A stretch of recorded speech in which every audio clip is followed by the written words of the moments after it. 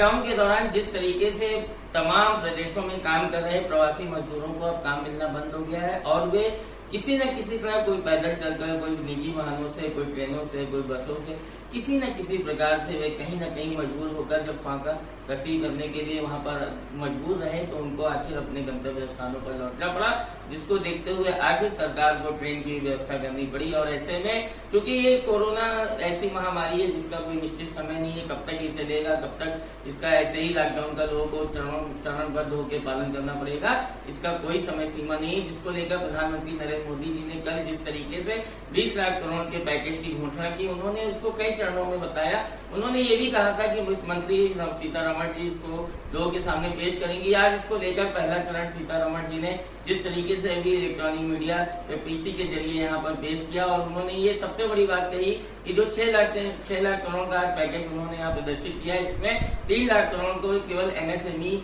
जैसे विभाग में ऐसे उद्यमियों को दिया है जो उसमें लोन ले सकते हैं और लोन लेने के बाद में उनको तमाम तरीके की रियायतें उसमें मिलेंगी, जिसका मेन मोटो ये कहा जा रहा था कि लोग स्थानीय उत्पाद का इस्तेमाल करें, लोग आत्मनिर्भर बने, श्रमिकों को उनके गंतव्य स्थानों पे, उनके गृह जनपदों में ही, आसपास के क्षेत्रों में ही काम मिल सके, जिससे उन्हें बाहर प्रदेशों में न जाना पड़े। ऐसे में मैं यहाँ पर गोंडा में, आप यहाँ मेरे सामने देख सकते हैं कि दीपक अग्रवाल जी हैं जो बहुत ही बड़े उद्यमियों, विख्यात उद्यमियों में माने जाते हैं। इनसे मैं यहाँ ये जानने के लिए इनके सामने आया हूँ कि आखिर जिस तरीके की ये घोषणा की गई है इससे कितने संतुष्ट हैं। दीपक अग्रवाल जी से आइए बात करते हैं कि इनका क्या कहना है इसमें। दीपक अग्रवाल जी, जिस तरीके से आज यहाँ वित्त मंत्री जी ने पैकेज की घोषणा की, उन्होंने बताया कि 3 लाख करोड़ एमएसएमई को दिया जाएगा, उसके इस सेक्टर को इसलिए दिया जाएगा कि वो लोन ले सके और तमाम प्रकार की उसमें रियायती दी जाएंगी। ऐसे में आप इसको किस तरीके से लेंगे? हम सर्वप्रथम तो अपने माननीय मोदी जी को व्यापारी संगठन, उद्यमी संगठन की तरफ से धन्यवाद देना चाहेंगे कि आत्मनिर्भर अभियान के तहत उन्होंने 20 लाख करोड़ रुपए का जो घोषणा किया है, पैकेज दिया है, ये मील का पत्थर है। एमएसएमई में सूक्ष्म, लघु, मध्यम एमएसएमई वर्ग इस देश की रीढ़ है। इसके माध्यम से 12 करोड़ लोग रोजगार पाते हैं। सरकार ने 3 लाख करोड़ रुपए, आज माननीय वित्त मंत्री महोदय ने 3 लाख करोड़ रुपए की घोषणा एमएसएमई के माध्यम से की। एमएसएमई में हम आज देख रहे थे कि कुछ व्यापारिक संगठन के लोग भी, कुछ विपक्षी लोग भी दिग्भ्रमित कर रहे हैं कि उसकी परिभाषा बदल दी गई है। परिभाषा जरूर बदली है। परिभाषा जैसे पहले 25 लाख रुपए तक सूक्ष्म था, तो 25 लाख रुपए से बढ़ा के 1 करोड़ किया गया है। तो इसका मतलब ये वो न निकाले कि अब 1 करोड़ के ऊपर व्यवसाय करने वाला आदमी, उद्यम करने वाला आदमी ही एमएसएमई में है। वो 25 लाख की सीमा 1 करोड़ की गई है। इसी तरीके से सूक्ष्म, लघु और मध्यम तीनों की सीमा बढ़ाई गई है। वो अप टू 25 लाख से बढ़ा के 1 करोड़ है। 1 रुपए से 1 करोड़। ये नहीं कि अब 1 करोड़ से व्यापार करने वाला आदमी के ऊपर व्यापार करने वाला ही उसको कर पाएगा। दूसरी चीज, माननीय मोदी जी ने जो वोकल से लोकल की जो बात की है, तो उसका अर्थ ये है कि हम लोग जैसे यहाँ कुटीर उद्योग लगाते हैं, कुटीर उद्योग में यहाँ पर ये बात तो माननी पड़ेगी कि उत्पाद के मामले में चाइना का दबदबा है और ये कोरोना वायरस चाइना से आया है। इस समय पूरे विश्व का दिमाग, विश्व के लोग चाइना के खिलाफ हैं। ऐसे में हम लोग इस समय हमारे जो लोकल के व्यवसायी थे, इन्हीं पे हम लोग आत्मनिर्भर रहे, इन्हीं पे हम लोग रहे। तो हम लोग अपने उत्पाद को बनावें और हमारे उत्पाद को ये लोग खरीदें और स्वदेशी अपनावें। उसको अपनाएंगे तो हमारे कुटीर उद्योग भी बढ़ेंगे और कुटीर उद्योग बढ़ेंगे तो उससे व्यवसाय में रोजगार श्रमिक भी पाएंगे, लोग भी पाएंगे। और इसके अलावा मुझे एक चीज और कहना है कि मोदी जी ने, योगी जी ने अभी कुछ दिन पहले हम लोगों के माध्यम से और प्रशासन ने यहाँ पर जो पहले ओडीओपी में दलहन था, दलहन को बदलने के लिए, दलहन को बदल के मक्का के लिए हम लोगों ने उनसे आग्रह किया था। उसको भी इसी लॉकडाउन पीरियड में उन्होंने ओडीओपी में बदल दिया है। ओडीओपी में अब दलहन की जगह मक्का हो गया है। मक्का हमारे यहाँ का बहुत अच्छा उत्पाद है। हमारे यहाँ उत्पाद में मक्का है। मक्का से अच्छी अच्छी फैक्ट्रियाँ लगाई जा सकती हैं। मक्का से कॉर्नफ्लेक्स की फैक्ट्री है, पोल्ट्री फीड्स है, पशु आहार है और भी बहुत सी इंडस्ट्रियां इसके अंदर लगाई जा सकती हैं। छोटी छोटी इंडस्ट्रियां लगाई जा सकती हैं, लोगों को काम मिल सकता है। सरकार ने अभी देखिए व्यापारी वर्ग के लिए जो व्यावसायिक हैं जिन्होंने कॉमर्शियल या औद्योगिक कनेक्शन ले रखे थे बिजली के, उनको जो बिजली के जो रेंटल है रेंटल माफ कर दिए हैं, रेंटल लॉकडाउन पीरियड का माफ कर दिया है। अभी देखिए TDS 25% रिडक्स कर दिया है। 19-20 का जो रिटर्न भरना है 31 जुलाई तक, उसको नवंबर तक की डेट दे दी है।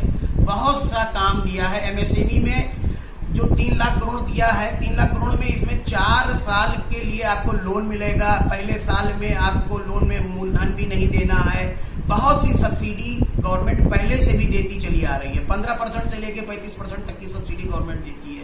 इसके बारे में लोगों को अवेयरनेस की जरूरत है। यहाँ पर रोजगार बढ़ेंगे, रोजगार बढ़ के रोजगार ज्यादा दिन तक चलें, इसके लिए सबसे ज्यादा जरूरी जो मोदी जी ने एक नारा दिया है स्वदेशी, लोकल से वोकल, ये सारी चीजें बहुत जरूरी हैं। अगर मान लीजिए हम इस चीज का पैसा ले लें, यहाँ बिजनेस लगा लें, उद्योग लगा लें, लेकिन अगर आप हमारा उत्पाद नहीं खरीदोगे, चाइना एक तरीके से मोदी जी ने ना कुछ कहते हुए चाइना के सामानों का बहिष्कार करने के लिए हमको प्रेरित भी किया है। हमको वो अपने मुंह से नहीं कह सकते हैं कि हम किसी विदेशी सामान का बहिष्कार करें, लेकिन उन्होंने इनडायरेक्टली हम लोगों को कहा है। इन्होंने बहुत पहले एक नारा दिया था make in India. Make in India में के बाद आज उन्होंने MSME को बढ़ावा दिया कि MSME बढ़े।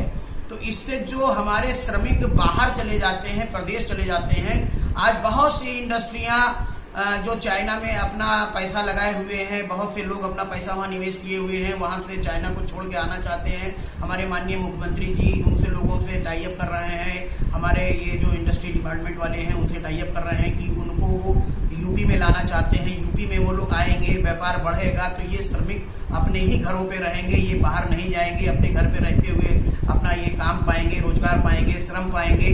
तो आज जैसी ये सिचुएशन बनी है कि ऐसी कोई आपदा आई तो ये बेचारे आज पैदल चल रहे हैं, ट्रेनों से चल रहे हैं। ट्रेनों के बाद पे याद आया कि ट्रेनें सरकार ने चलाई इन श्रमिकों के लिए, श्रमिकों के लिए ट्रेन चल रही है। उसमें लोग बहुत तरीके की दिग्भ्रमित बातें कर रहे हैं। लेकिन जिस तरीके से ये लोगों का मानना है कि पैकेजिंग से केवल बात नहीं बनेगी, इस समय महामारी का दौर है, तमाम ऐसी विडम्बना है, तमाम लोग ऐसी महामारी से दौर से गुजर रहे हैं, जो व्यापार बंद पड़े हैं।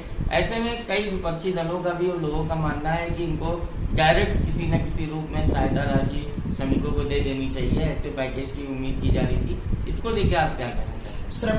श्रमिकों को आज देखिए राशन जो पहले मिलता था तो वो तो मिल ही रहा है। इसके अलावा 5 किलो पर यूनिट के हिसाब से सरकार ने और देने का प्रावधान बना दिया और उनको मिल भी रहा है। 5 किलो पर यूनिट के हिसाब से बहुत होता है एक आदमी के लिए, श्रमिक के लिए। इसके अलावा 1000 रुपया डायरेक्ट उसके खाते में आ रहा है, जनधन के हिसाब से आ रहा है। इसके अलावा व्यवसायी वर्ग के लिए बिजली में छूट दी, वो आपको मैंने बताया ही है। श्रमिकों को लेकिन डायरेक्ट तो बहुत कुछ दिया गया, ये भी दिया गया, और इनडायरेक्टली यहाँ रोजगार को बढ़ावा देने के लिए कि उनको परमानेंट कुछ ना कुछ मिलता रहे और रोजगार यही मिले, इसके लिए भी व्यापार वहाँ व्यवस्थित किया जा रहा है। अभी ODOP में आज मेरी GMDIC का भी अभी तुरंत फोन अभी मेरे पास आया था कि कल माननीय मुख्यमंत्री जी इस पे MSME पे हर पूरे प्रदेश में जिले के हर उद्योगों से 2-2 लोगों से बात करना चाहते हैं। NIC में मुझे बुलाया भी गया है कल सवेरे 10 बजे, और कल माननीय मुख्यमंत्री जी से BC में, अब देखिए वो हम लोगों को क्या कहते हैं, क्या पूछते हैं। और MSME पे पूरी तरीके से माननीय मुख्यमंत्री जी का फोकस है और इसका बढ़ावा भी मिलेगा, श्रमिकों को रोजगार भी मिलेगा, काम भी मिलेगा और पूरी तरीके से व्यवस्थित भी किया जाएगा। लेकिन कुछ उद्योगियों का ये आरोप है कि सरकारें तो बहुत सारी पैकेजिंग की व्यवस्था कर चुकी, घोषणा कर चुकी, लेकिन लोकल स्तर पे अगर देखा जाए तो बैंक उनका साथ नहीं देते हैं, जिससे इसका लाभ उनको नहीं मिल पाता है। इसके लिए आपका क्या कहना है? नहीं, बैंक तो साथ देते हैं, लेकिन उसमें जैसे पहले से ही कुछ लोग अपनी फाइलों को कंप्लीट नहीं कर पाते हैं, कागज नहीं दे पाते हैं, उनकी इस तरीके की मानसिकता रहती है कि जैसे मैं आज भी पढ़ रहा था कि लोन ले लिया, चुका नहीं पाएंगे तो क्या करेंगे। जब पहले से इस तरीके की मानसिकता रहती है कि हमको लोन ले लेना, चुकाना नहीं है, क्योंकि इसमें सब्सिडी 35%, 15% से 35% तक सब्सिडी मिलती है गवर्नमेंट की तरफ से। बहुत से ऐसे लोग भी होते हैं कि जो केवल सब्सिडी को खाने के लिए, सब्सिडी का गबन करने के लिए अपनी फाइल का मूवमेंट करते हैं, तो ऐसे लोगों का की फाइलें अप्रूव नहीं होती है, लेकिन अधिकतर लोगों को काम रोजगार मिलता है। तो क्या पहले की सरकारों में ऐसी फाइलें अप्रूव हो जाती थी? अब पहले की सरकारों का तो हम नहीं बता पाएंगे क्या होता था, लेकिन हमारी सरकार में, भाजपा की सरकार में तो हो रही है। यहाँ हर महीने, पहले की सरकारों में उद्योग बंधु की कोई बैठक नहीं होती थी, सालों नहीं होती थी, कोई पूछने वाला नहीं था। आज की सरकार में, आज जब से माननीय योगी जी आए हैं उत्तर प्रदेश में, तब से मैं ये देख रहा हूँ कि हर माह में उद्योग बंधु की बैठक होती है। उसमें माननीय डीएम साहब उसके अध्यक्ष रहते हैं और डीएम साहब सबको बुलाते हैं, सबके यहाँ मैसेज जाता है, लोग अपनी समस्याओं को भी कहते हैं, समस्याओं का निस्तारण भी तुरंत वहाँ होता है। बैंक के एडीए साहब भी रहते हैं, बैंक की लोन की बात भी वहाँ होती है, मुद्रा योजना, बहुत सी योजनाओं की बात होती है वहाँ पर, और जो भी परेशान लोग होते हैं वहाँ उनकी समस्याएं होती हैं, क्या निदान होता है। ये थे दीपक अग्रवाल जी, जिनका मानना था कि जिस तरीके से पैकेजिंग की घोषणा की गई है, इससे काफी लाभ मिलेगा और लोकल स्तर पर सूक्ष्म व लघु उद्योगों को भी बढ़ावा मिलेगा, जिससे प्रवासी मजदूरों को उनके स्थानीय स्तर पर भी काम मिल सकेगा और लोग स्थानीय उत्पाद को अगर इस्तेमाल करते रहेंगे तो ये जो नई योजना इनकी आई हुई है जिसमें पैकेजिंग की बात की जा रही है, इससे काफी लॉन्ग टर्म तक लोगों को सामान भी उपलब्ध होता रहेगा और प्रवासी मजदूरों को अपने ही गंतव्य स्थानों पर, अपने ही गृह जनपदों में काम भी मिल सकेगा। मैं गोंडा से अंकुर गर्ग, सबके